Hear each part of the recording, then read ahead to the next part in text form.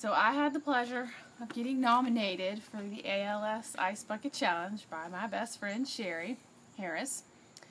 And I know the Ice Bucket Challenge has gotten a lot of flack lately. There are a lot of other worthy charities out there that have not gotten a lot of recognition and funding. And I know if you feel inclined to donate to them, I respect your decision. However, I would ask you consider donating to the ALS Association. For many years, I have donated to ALS, and it has not gotten a lot of recognition or attention either. It is one of those charities that has not gotten a lot of recognition.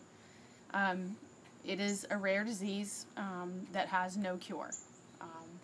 It also has a very small community of survivors or no survivors as well.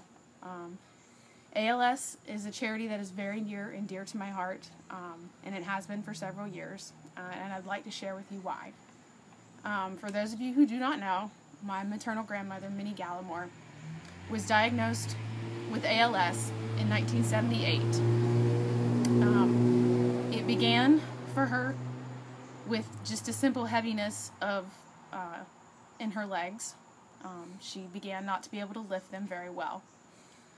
This got worse for her, and she talked to her doctor. They did several tests, and she was sent to a neurologist here in Greensboro, North Carolina. The doctor there diagnosed her with ALS, and my mom tells me that she remembers thinking at first, "Oh, thank God, this is not cancer." And my mom told me that she remembers now thinking, if she knew then what she knows now, she remembers thinking she would have prayed for it to be cancer. My mom tells me that her doctor was a brilliant doctor, but her doctor had the bedside manner akin to Adolf Hitler. Her doctor told her that, came in the room and told her that you will die from this disease. It will probably be within the next 2 to 3 years. And he was right. By the end of 1980, Minnie died. And to hear my mom describe how my grandmother suffered, it's one of the most heartbreaking stories I've ever heard in my entire life.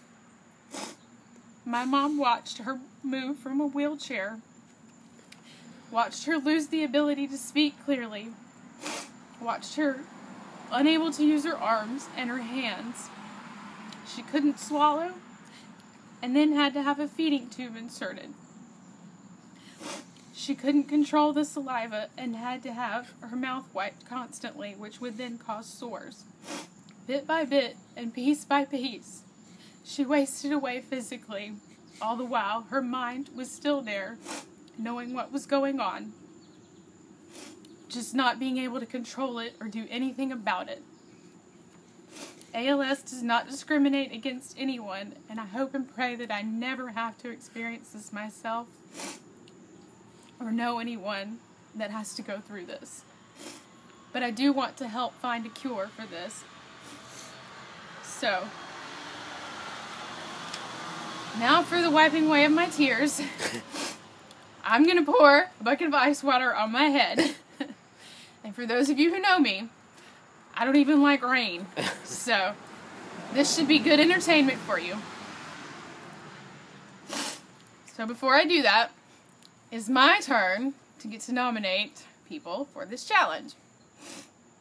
At this time, I would like to nominate my friends, Craig Newcomb, Christina Newcomb, Antonio Chicato, Joe Thomas, my niece Chloe Beal, and my dad, Don Beal. You have 24 hours to get wet, donate, or both. If you would like to make a donation, I would love to have you make your donation to my ALS walk team here in the Triangle. And I'll send you a link if you would like to donate. Thanks. Here we go. Oh boy.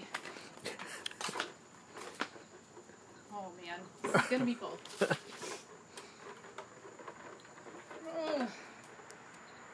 Good thing I have moisture wicking clothes on. Oh.